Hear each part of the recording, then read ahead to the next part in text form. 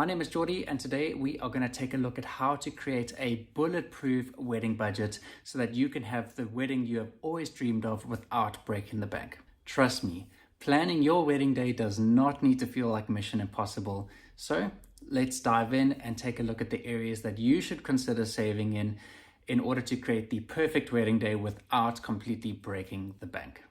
Step one is to start with happy talk.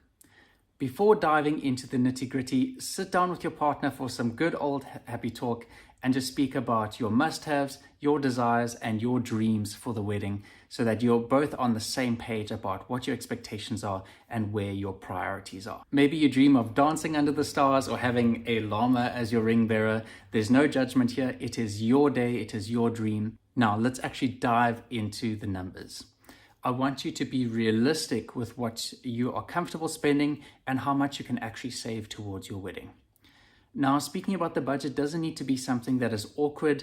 In fact, I want it to be something that empowers you and your partner. I want it to be something that you take into your planning that gives you a sense of confidence on where you can spend your money, how you can spend it, and really start to formulate the steps on what your wedding day is actually going to look like. So create a budget that definitely reflects your priorities.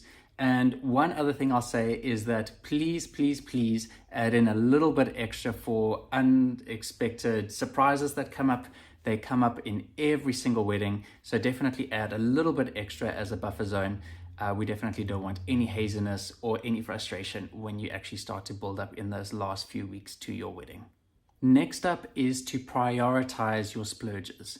So whether that's a fancy dress, a towering cake, or your dream wedding venue, I definitely suggest you pick 3 wow factors or 3 non-negotiables that are most important to you and really take that forward as the first items that you plan into your wedding budget. The idea with a non-negotiable is that these are the things that are most important to you, the things that you have always dreamed of when planning your wedding, so that if you do need to make any sacrifices in any other areas, at least you still have those 3 things that you have always dreamed about, the things that you are willing to spend a little bit more money on in order to get exactly what you want, so that you can still meet the dream of your wedding day while still meeting the budget that you have set out with your partner. This next one's a bit of a fun one. So you definitely need to unleash your DIY crafting hands.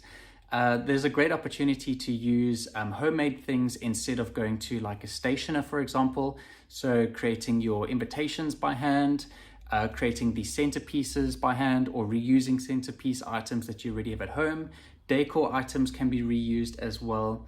Something that this really fits into is that it's been a bit of a trend over the last few years to go a little bit more green at weddings, or should I say a little bit more sustainable or a little bit more eco-friendly.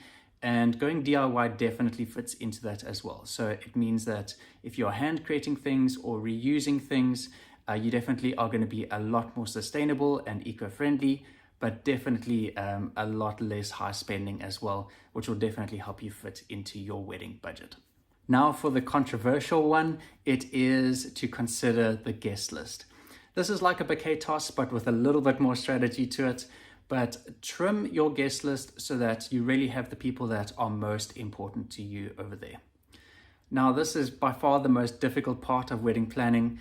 All of my clients say that this is the thing that they struggle most with, particularly when the moms or the aunties start adding all the people that you've never met before or last saw when you were a toddler. And it can be difficult to get past this. However, using your budget as a guideline, trimming off the extra people who do not fit into your matters most section, it can be a great way in order to trim down your expenses and make sure that you can spend that money in the areas that matter most to you on your wedding day.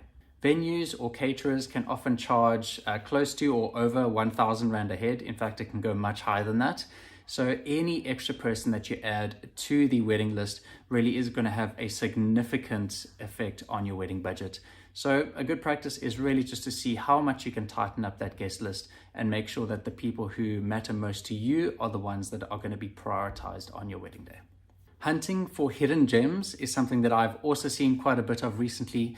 And by that, I mean looking for more local options in terms of your vendors or your suppliers instead of going for the big names that perhaps need to travel in.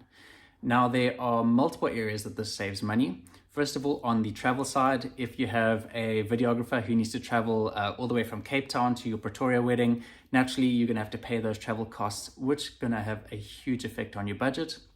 But also choosing someone who is a bit more local, maybe is not as established, but you still like the look of their content, or you like the service or the product that they provide for your wedding, that might be a good option in order to save a little bit more money at your wedding. Now, this is also an opportunity to give that person at your church or at your work who is looking at starting a wedding vendor business. So whether they are a florist or a videographer who is looking to book their very first wedding to get that opportunity, this may also be an opportunity for you to give them a chance and also to save some money in your wedding expenses, as usually they're only going to charge you a cost price. Some may do it for free, but at the very least, they will give you a price that is a fraction of what some of the more established vendors are going to give you. Timing is everything. So definitely consider planning your wedding during one of the off-peak season months. So in South Africa, that's our winter months. That's things like June and July, or during a week. So I know, for example, like Thursday weddings are heavily discounted at venues. So this is a great opportunity for you to save a little bit more money on your wedding budget. Sometimes it can be as much as 20 or 30% on a vendor or a venue. This is also a great opportunity in order to perhaps book your dream venue at the price that you can afford. So definitely take a look at that if you want to save a significant portion on your venue or your vendor expenses. So there you have it, lovebirds. Planning and budgeting for your wedding does not need to be a financial roller coaster. Just with a pinch of practicality and a touch of creativity, you can also have the wedding of your dreams without needing to break the bank and financially ruin you for years or months after the wedding has been finished. So with that in mind, it is time to be excited for your wedding planning and for budget-friendly celebrations at your wedding.